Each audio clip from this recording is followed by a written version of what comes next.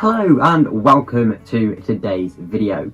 Today we are going to be talking about the one and only Doctor Who Flux. And what we're going to be talking about is obviously what's already happened so far, but what I think is likely ahead. So let's get started. Let's start off with episode 1, which we know is of course called the Halloween Apocalypse.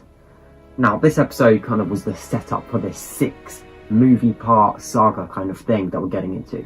It brought everything on board. We saw, obviously we saw the Sontarans coming in, we saw the Weeping Angels appear, we saw Carbonista, we saw the Flux, we saw those very scary swarm characters, and they were all set up beautifully.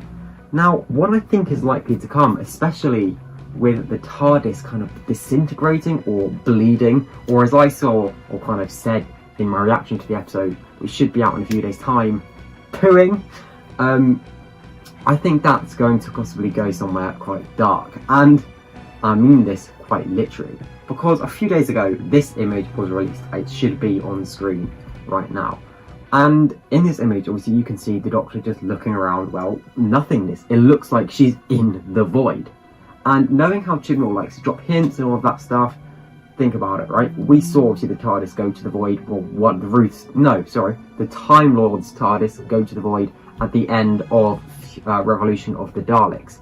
So we know that that's a thing. Still, we know that it's still relevant, and that kind of thing exists, and stuff to do with the TARDIS and the void is a thing. So what if, possibly at the end of an episode, maybe at the end of the Sontaran episode, which is called War of the Sontarans, or the Sontaran War, I can't remember. But at the end of the episode, maybe she steps into the TARDIS, or maybe the episode after that, just to see nothing. Just an empty black void. Maybe TARDIS stores behind her, maybe not. Just an empty black void, because the TARDIS has, died. The TARDIS is gone. No more. Something else that I think is likely to happen in this series is something to do with the Cybermen. And obviously we know this because they were on the trailer, but I want to say something a little bit more, and a little theory that I actually have.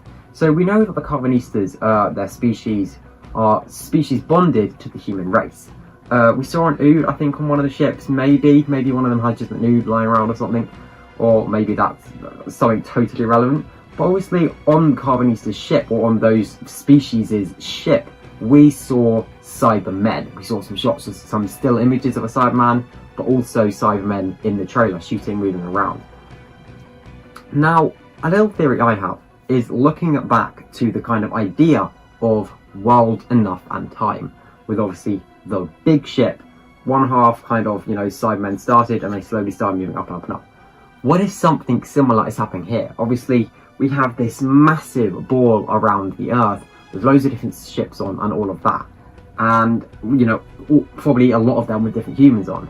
So what if maybe one, or a proportion of them, get a little bit detached, or a little bit stuck, shall we say, and then the Cybermen start upgrading and moving across the ships like their own swarm. They start moving and spreading across the ships. So imagine you have the ship orb around Earth, and bit by bit it just spreads more and more as they upgrade on ship on ship on ship, and human after human after human. And then they deal with it, whatever. But then a way to stop the spread, stop the swarm, you have to detach them, right? Because if they're spreading throughout all of them, detach the ones that are there, and you're gold. So maybe that is how we progress either into the finale, or just progress further into the story. Because now we've had to detach those cyber ships, there is now an opening to Earth for the Flux, or for whatever dare lies ahead. So that is just a small little idea about what could be lying ahead. I'm going to be doing some more of these, as obviously each week we're going to get more and more information. If you like that new style of me being a Dalek, then hit that thumbs up button. Any suggestions, maybe if the audio needs tweaking a little bit, maybe if you'd like me to wear a microphone as well, this will be changing if you get me to 1,000 subscribers, maybe 500, we'll see. Because basically, I feel like the channel, everything, all of you guys, you need something more physical now for watching, rather than just a screen, and sometimes even just an image. This is really easy to do, it's really fun, it's boiling with the studio lights, but it's much more fun and it feels a lot more interactive, even if I am obviously a Dalek. So thanks for watching, hit that like button, and I'll see you all later. Have a lovely day, evening, or wherever you are in the world, and bye bye.